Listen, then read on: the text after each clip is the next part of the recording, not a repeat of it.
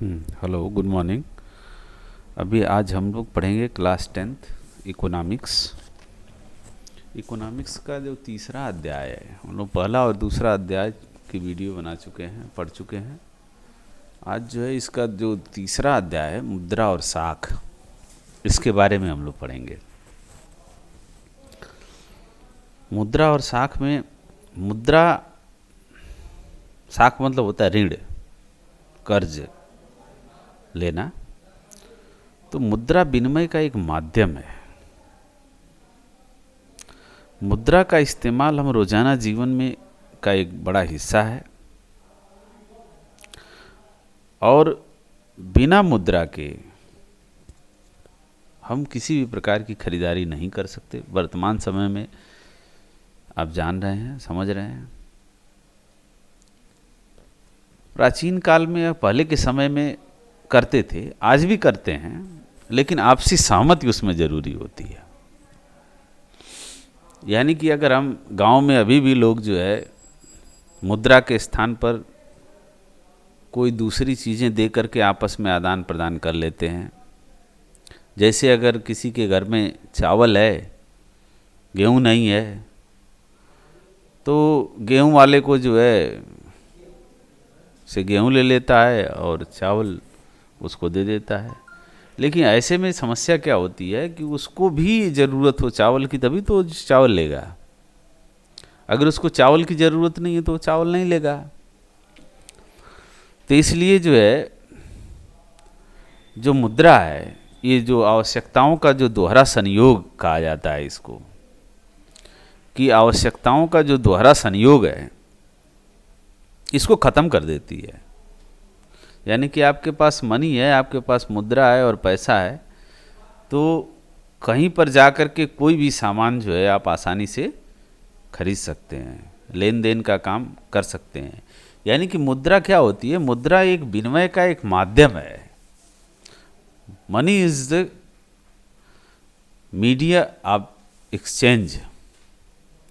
यानी कि जो माध्यम है, ये मुद्रा से हम जो है चीज़ें खरीदते हैं, है ना। विनिमय के लिए उसको हम दे देते हैं। कोई भी सामान खरीदना है, कोई भी चीज़ लेनी है, टिकट लेना है, अब हमें काउंटर से टिकट लेना है, तो अगर मुद्रा नहीं हमारे पास तो हम कैसे उसको खरीदेंगे? ऐसा तो है ना कि काउंटर वाला गेहूं ले लेगा, चावल ले लेगा, प्याज ले लेगा, ये सारी चीज़ें नहीं लेगा। ये सारी चीज़ें मार्केट में हम बेच करके उससे मुद्रा प्राप्त करते हैं, और फिर उस मुद्रा से अन्य काम हम जो है करते हैं। अगर मान लीजिए हमें जूता चाहिए फर्स्ट क्लास का, तो हमें क्या करना पड़ेगा? अगर मुद्रा नहीं हमारे पास, तो हमें तो किसी ऐसे व्यक्ति को ढूंढना पड़ेगा जो जूता बेच रहा हो, और वो बदले में उसके गेहूं या अनाज या अन्य कोई वस्तु लेना चाहता हो, जिसको वस्तु विनिमय प्रणाली कहा करते थे। तो इसमें तमाम दिक्कतें आएंगी। तो मुद्रा इन सब चीज़ों से निजात दिला देती है, और हम जो चाहते हैं वो चीज़ें खरीद लेते हैं। जो आधुनिक रूप है मुद्रा के, उन आधुनिक रूपों में जैसे करेंसी है। करेंसी क्या है? करेंसी जो है कागज़ की नोट होती है और सिक्के होते हैं, ये करेंसी के अंदर आते हैं। पहले भी सिक्के चला करते थे, मुगल काल में भी सिक्के चले, एंशियंट काल में भी सिक्के चले, क्वाइन चले, ये माध्यम थे मुद्रा के। लेकिन कुछ सिक्के और क्वाइन ऐसे हुआ करते थे जिनका वास्तविक मूल्य और जो उस पर छपा हुआ मूल्य दोनों बराबर हुआ करता था।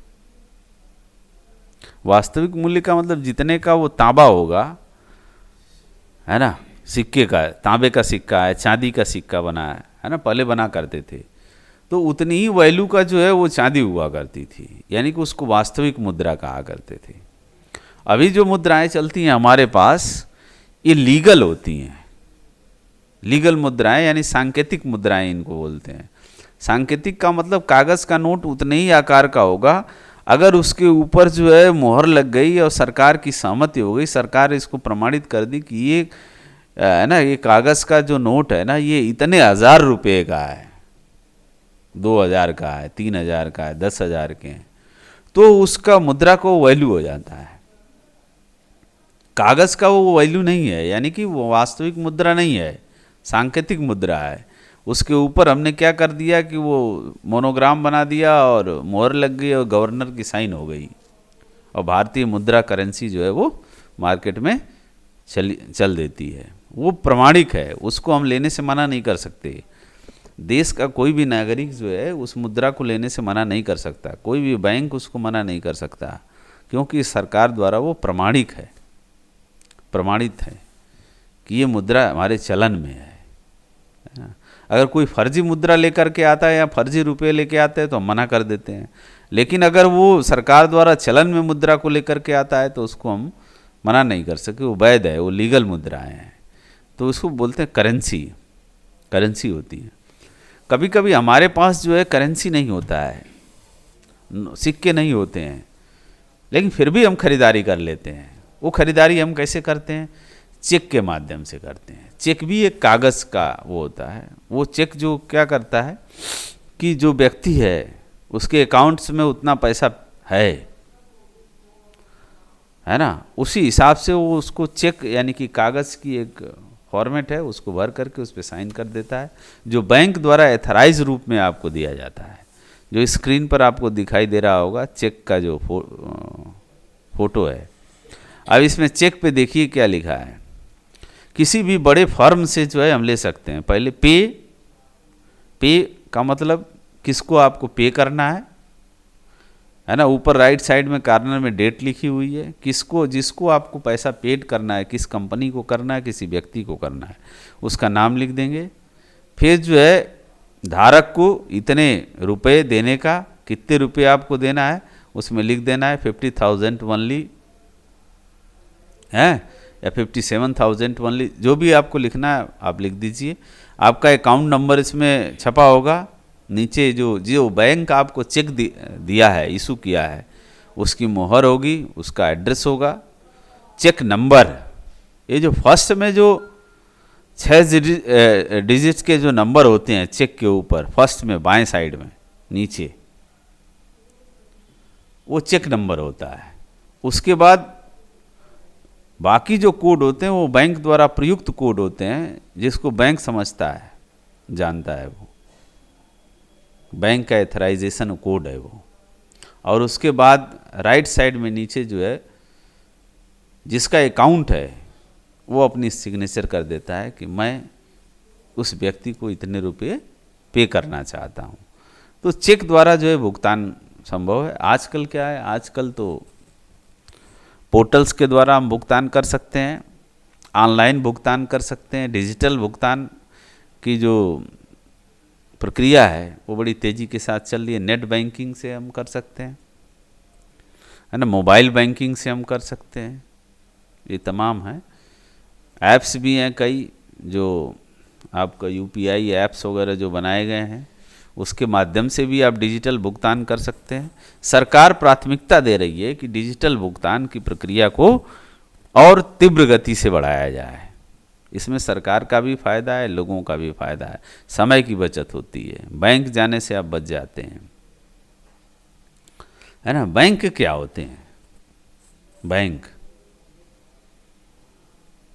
क्या होते हैं? बैंक एक ऐसा केंद्र होता है जहाँ पर लोग अपना दिन भर के काम निपटाने के बाद जो भी पैसे या अमाउंट उनके पास होते हैं वो ले जा करके वहाँ पर वो जमा करता है व्यक्ति बैंक में। उसके एवज में बैंक क्या देता है? कुछ ब्याज देता है ना, कुछ इंटरेस्ट जो है, ब्याज जो है आपको उसका बैंक दे देता है। 3%, 4%, 2%, 1%, कुछ भी जो है वो बैंक के पास आप अगर पैसा जमा किए तो उस पर आपको कुछ बढ़ोतरी करके ब्याज दे दिया जाता है। बैंक वो स्थान है जहाँ पर लोग अपना मुद्रा को जमा करते हैं और आवश्यकता अनुसार आप पैसे को निकाल भी सकते हैं समय अनुसार। बैंक चलता किससे है? बैंक लोगों से चलता है। अगर उस क्षेत्र में, किसी क्षेत्र में, आपके क्षेत्र में बैंक है, आपके गांव में बैंक है या आपके कस्बे में अगर बैंक है, तो उस बैंक में वहाँ के लोग, जो लोकल लोग हैं, उनसे वो बैंक चल रहा है। बैंक की आय और इनकम कहीं और से नहीं होती है, लोगों के लेन देन से होती है। बैंकों में क्या होता है? बैंकों में हम पैसा अपना जमा करते हैं और निकालते हैं।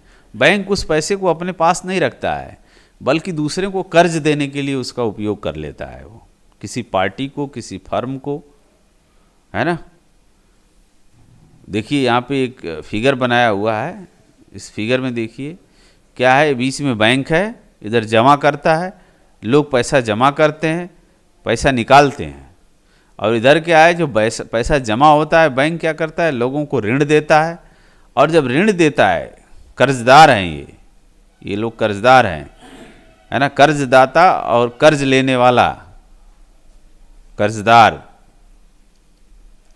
तो ये जब कर्ज ले लेते हैं तो उसके एवज में ब्याज इंटरेस्ट पे बैंक में जमा करते हैं, 10%, 15%, 20%, जो भी बैंक निर्धारित करेगा, एक एग्रीमेंट हो जाता है, और उस ब्याज को के साथ जो है बैंक में वो पैसा पुनः जमा होता है, और जो हम जमा करते हैं उस पे बैंक जो हमको इंटरेस्ट देता है, और जो लोगों को जो ऋण देता है बैंक, कर्ज देता है ना, जितने इंटरेस्ट पे, अगर दोनों का डिफरेंस देखा जाए तो काफ़ी डिफरेंस होता है, 10 से 12% का डिफरेंस होता है, वही बैंक की इनकम होती है। बैंक पैसा वहीं से कमाता है और उसी से चलता है। इसलिए बैंक क्या करते हैं कि जाते हैं और लोगों को मोटिवेट करते हैं कि आप अधिक से अधिक बैंक से कर्ज लो, लोन लो। क्यों? लोन लेने से आपके दो फायदे होंगे, एक तो आप अपना काम कर ले जाओगे, और दूसरा बैंक को जो है जो ब्याज दोगे वो बैंक की इनकम हो जाएगी, है ना। तो बैंक को फायदा होता है। सरकार योजनाएं चला करके लोगों को कर्ज देती है। सरकार का उद्देश्य क्या है?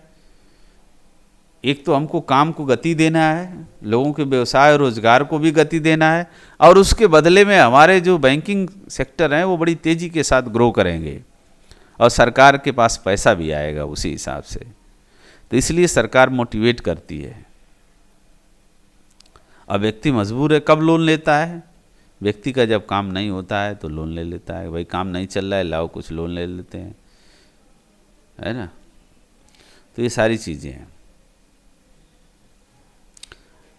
अब ये साख और लोन लेने का जो एरिया है वो अलग अलग होता है। देखो, हर व्यक्ति की अपनी अपनी समस्याएं होती हैं। कोई छोटा मोटा किसान है, वो क्या करता है, वो कहाँ से लोन ले लेता है? वो बैंक के पास नहीं जाता है लोन लेने, वो आसपास जो है कोई महाजन साहूकार लोग होते हैं जिनके पास पैसा बहुत होता है।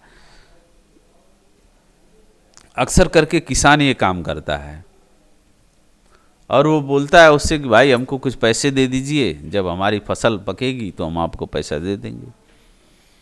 तो महाजन और साहूकार क्या करता है, उससे अच्छा इंटरेस्ट लेता है ना। महीने का 4%, 5% वो ले लेता है, बैंक एनुअल लेता है, ब्याज पर उसको दे देता है, और जब उसकी फसल पक जाती है वो बेच लेता है तो वो वापस कर देता है। तो महाजन और साहूकार से भी लोग ले लेते हैं, लोग बैंक से भी ले लेते हैं, कुछ लोग जो है पैसा अपने दोस्त मित्र से भी ब्याज पे ले लेते हैं, तो ये तरीका अलग अलग है सबके। इसको हम आगे पढ़ेंगे। आज बस इतना ही।